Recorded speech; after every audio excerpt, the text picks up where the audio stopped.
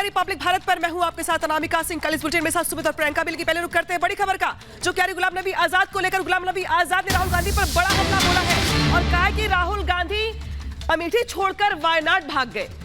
साथ ही ये भी कहा गया उनकी ओर से कि 70 साल तक कांग्रेस ने मुस्लिमों का वोट लिया लेकिन मुस्लिमों के लिए कोई काम नहीं किया। ये बड़ा हमला बोला गया है गुलाम नबी आजाद की ओर से राहुल गांधी पर। और ये भी कहा गया कि मुस्लिम ईसाई वोट से संसद पहुंचे राहुल गांधी, 70 साल तक मुस्लिमों का वोट लिया गया लेकिन उनके लिए कुछ नहीं किया गया। क्या कुछ कहा उन्होंने, सुनिए।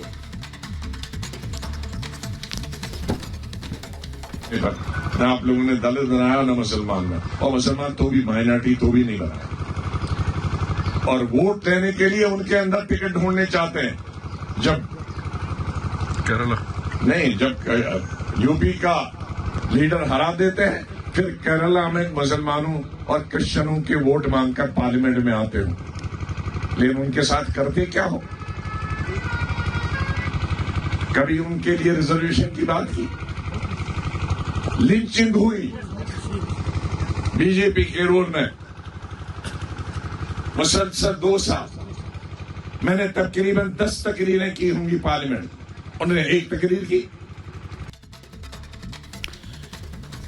लोकसभा चुनाव 2024 बेहद दिलचस्प हो चला है। एक तरफ इंडिया अलायंस के नेता हैं तो दूसरी तरफ प्रधानमंत्री नरेंद्र मोदी, जिन पर एक के बाद एक हमले होते हैं। और आज हमला हुआ गाजियाबाद से, जहां पर अखिलेश यादव राहुल गांधी पहुंचे थे, जिन पर हाल ही में सहारनपुर से बड़ा हमला खुद प्रधानमंत्री नरेंद्र मोदी ने किया था। दिखाते हैं इस रिपोर्ट में।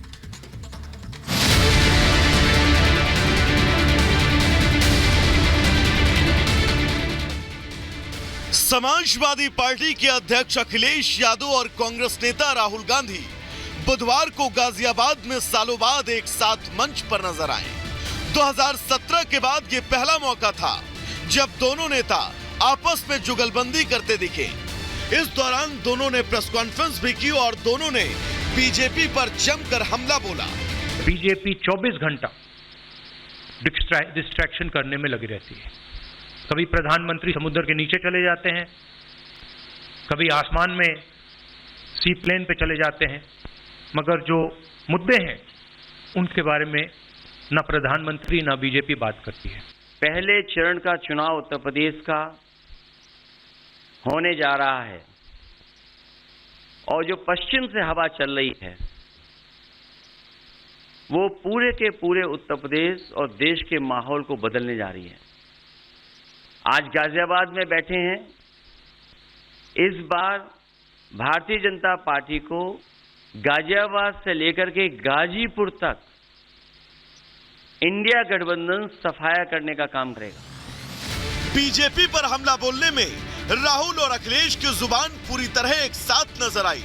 दोनों ने एक सुर में पीएम मोदी के खिलाफ जहर उगला, लेकिन दोनों का ये कॉन्फिडेंस तभी तक कायम रहा जब तक पत्रकारों ने दोनों नेताओं से सवाल नहीं पूछे, क्योंकि जैसे ही प्रेस कॉन्फ्रेंस के दौरान दोनों नेताओं का सामना चुभते हुए सवालों से हुआ, दोनों असहज हो गए।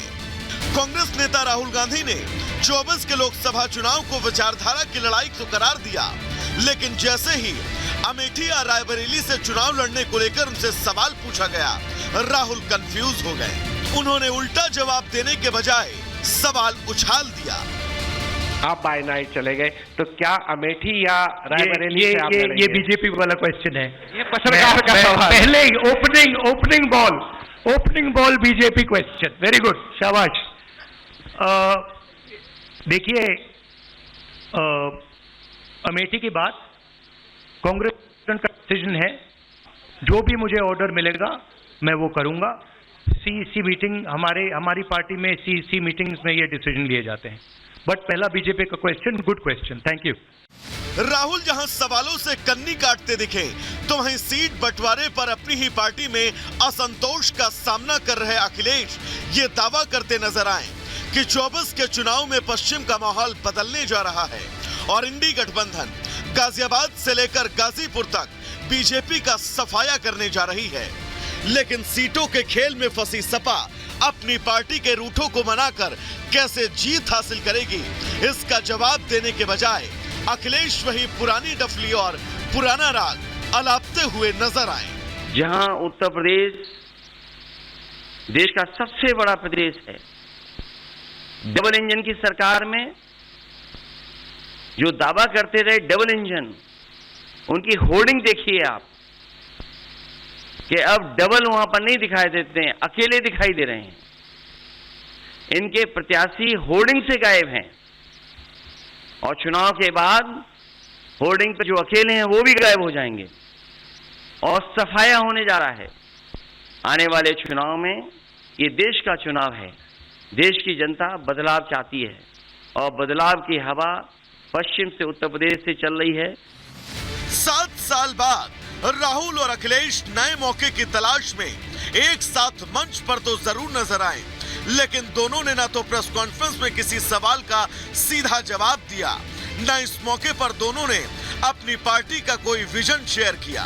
दोनों बस पीएम मोदी और बीजेपी को ही कोसते नजर आए और बेशक पीएम मोदी दोनों की इस राजनीतिक समझ को खूब समझते हैं और वक्त वक्त पर चुटकी भी लेते रहते हैं।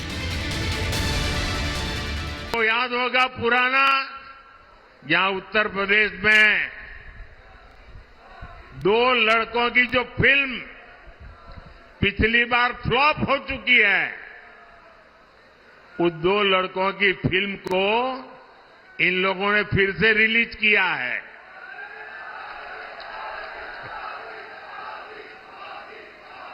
मुझे समझ नहीं आता, अरे काठ की हांडी को ये इंडी गठबंधन वाले कितनी बार चढ़ाएंगे।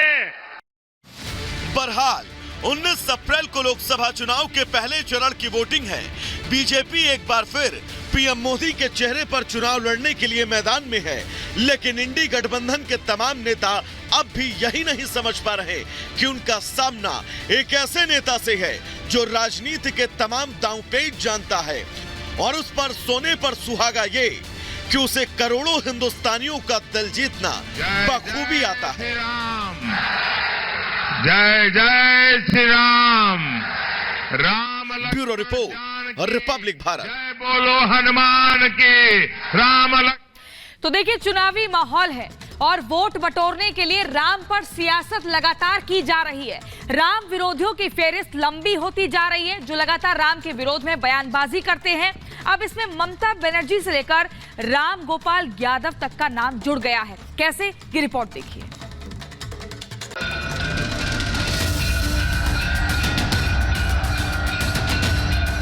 एक राम मंदिर नहीं, हजारों राम मंदिर इस देश में हैं ऑलरेडी। আমি মনে করি ওটা মানুষের সম্মানের দিন হোক, ঐক্যের দিন হোক। গালাগালি দিলেও মাথা ঠান্ডা করে। टीएमसी ने हमेशा की तरह यहां रामनवमी उत्सव को रोकने की पूरी कोशिश की। राम नीति है, राम नियत भी है, राम नित्यता भी है, राम व्यापकता भी है, राम विवाद नहीं है। लेकिन कुछ राम विरोधियों को अपनी सियासत सिर्फ और सिर्फ राम के विरोध में बोलने पर ही दिखाई देती है।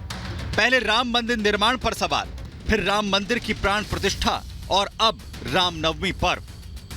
राम के इर्द गिर्द अपनी सियासत चमकाने वाले समाजवादी पार्टी के नेता और राज्यसभा सांसद राम गोपाल ने विवादित बयान दिया है।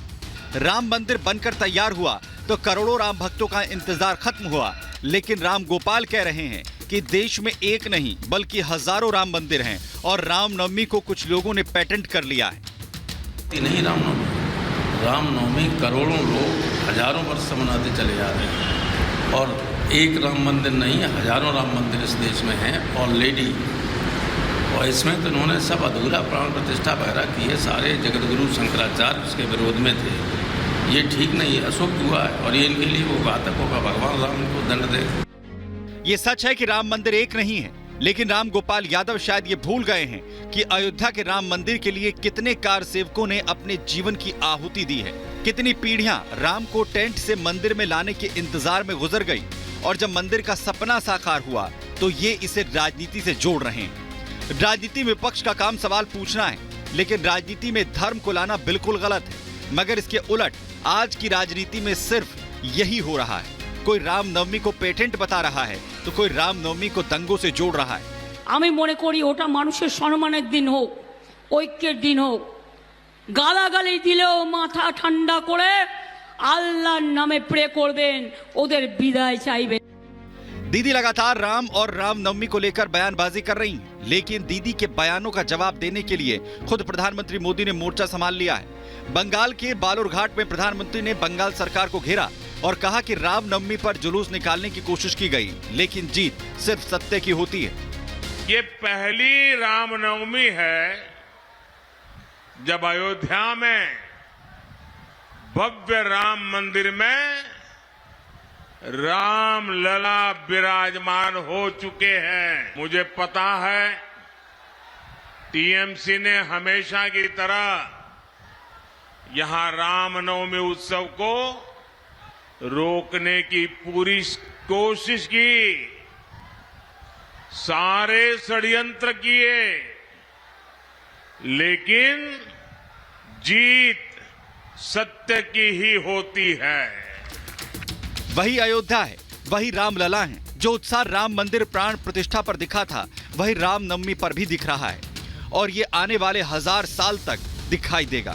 खुद पीएम मोदी ने 22 जनवरी को इस बात का जिक्र किया था कि ये तारीख सिर्फ तारीख नहीं है।